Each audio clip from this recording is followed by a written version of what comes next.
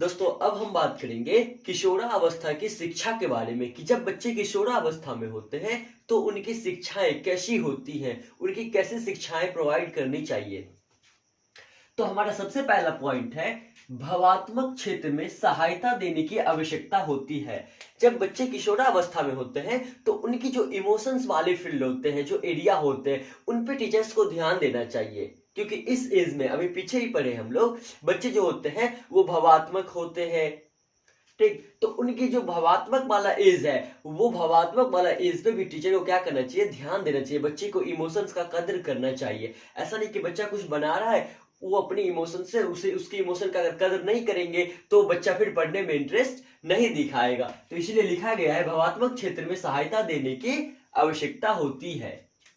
Next है पाठ्य सहगामी क्रियाएं शिक्षण की अनिवार्य अंग है। सहगामी क्रियाएं मतलब होता है सहारा देना। बच्चे को ऐसी ऐसी शिक्षण की क्रियाएं दे, गतिविधि दे, जिनमें वो क्या करे, अपने दोस्तों से एक दूसरे के साथ क्या करे, मिलजुल के सहारा लेकर के क्रिया करे। ऐसी चीजों हमें ऐसी क्वेश्चंस, ऐसी चीजें हमें देनी चाहिए बच्चों को जिनमें एक दूसरे के साथ क्या करे, सहगामी होकर के क्रियाएं करे, सहारा लेकर के क्रिया करे।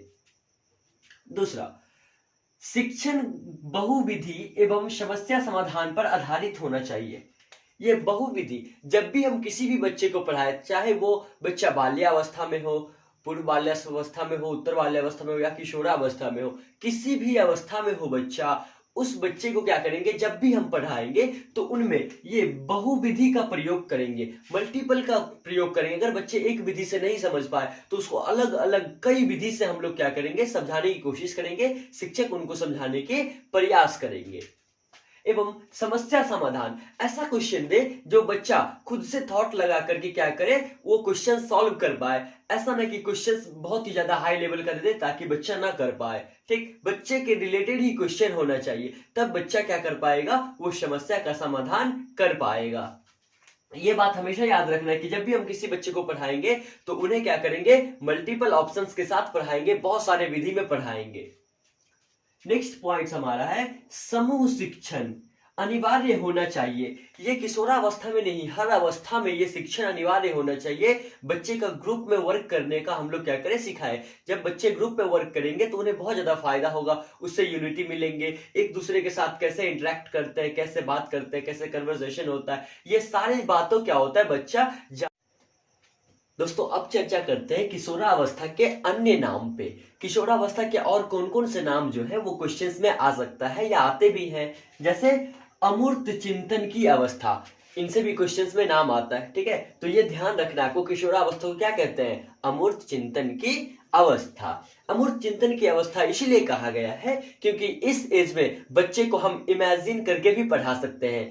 जब बच्चा हमारा बाल्यावस्था में होता है, पूर्व बाल्यावस्था में होता है, 5 साल 6 साल 7 साल इस एज के बच्चे होते हैं, तब उन्हें हम जब पढ़ाते हैं तो हमें चित्र वाला बुक खोल लेना होता है या कोई सामग्री लेकर के दिखा दिखा के पढ़ाना होता है। जैसे कोई बच्चा है, छोटा सा बच्चा है, उन्हें हम पढ़ाएंगे ए फॉर एप्पल, तो वो बच्चा इमेजिन नहीं कर पाएगा कि एप्पल क्या है, इसीलिए उस बच्चे के बुक में जो है एप्पल का चित्र दिया होता है। लेकिन जब बच्चा हमारा किशोरावस्था में चला जाता है तो उसमें क्या होता है कि बच्चे में इमेजिन करने की जो क्षमता होती है वो विकसित हो जाती है, तो इसलिए कहा गया इसे अमूर्त चिंतन की अवस्था। नेक्स्ट है जीवन का सबसे कठिन काल। इसी एज को जीवन का सबसे कठिन काल इसलिए कहा गया क्योंकि अभी पीछे जो हमने पॉइंट्स पढ़ा था उसमें लिखा था कि बच्चे जो है नशा का, अपराध का, इन सभी का लत लग सकता है अगर उनकी संगति ऐसा हुआ तो इसीलिए इसे जीवन का सबसे कठिन काल कहा गया है। और ये किन्होंने कहा है, तो किलपैट्रिक्स के अनुसार कहा गया है। ये एक मनोवैज्ञानिक थे जिन्होंने अब बालक के बारे में रिसर्च करके ऐसा बताया कि जो 12 से 18 वर्ष की जो अवस्था के बच्चे होते हैं वो क्या होते हैं, तो उनके लिए जीवन में सबसे जो कठिन काल माना जाता है वो इसी अवस्था को माना जाता है। इस अवस्था में बच्चे क्या होता है, इमोशंस में बहक करके किसी के साथ कहीं भी चला जाता है, कोई गलत कदम भी उठा सकता है, इसीलिए इसको सबसे कठिन काल माना गया है। नेक्स्ट है समस्याओं की अवस्था। जब बच्चा इस अवस्था में होता है तो बच्चे के पास विभिन्न प्रकार की समस्याएं आती है, तो इसलिए इसका नाम रखा गया था समस्याओं की आवश्यकता। स्वर्ण काल, इसी एज को कहा जाता है गोल्डन एज। इस एज में बच्चे के पास बहुत सारा चांस होता है बहुत कुछ करने का। कितने बच्चे इन्हीं एज में सक्सेस पा लेते हैं, कितने बच्चे इन्हीं एज में किसी गलत रास्ते पे भी चले जाते हैं। तो ये बच्चे के ऊपर डिपेंड करता है, उनके माहौल के ऊपर डिपेंड करता है कि बच्चा आखिर किस परवरिश में, कहाँ पे परवरिश हो रहा है बच्चे का। ठीक, नेक्स्ट हमारा है संवेगात्मक परिवर्तन की अवस्था। इसी में बच्चे का क्या होता है, इमोशंस जो होता है वो एक दूसरे के साथ लगाव हो जाता है, चाहे वो किसी लड़की हो चाहे वो किसी लड़का हो, एक दूसरे के साथ क्या होता है, इमोशंस लगाव हो जाता है और वो एक दूसरे के इमोशन के साथ क्या करते हैं वो तो आप जानते ही हैं। नेक्स्ट, सुनहरी अवस्था, एज ऑफ ब्यूटी। ये लड़कियों के लिए कहा गया है कि जब लड़कियां किशोरावस्था में होती है, 12 से 18 वर्ष तक की होती है, तो वो उनके लिए एक क्या होता है, एज ऑफ ब्यूटी होती है, वो बहुत ही खूबसूरत ये सब देखा जाता है। उसके बाद टीन एज की मध्य अवस्था। टीन एज मतलब क्या कि बच्चे जो होते हैं वो जवान हो जाते हैं इस एज में।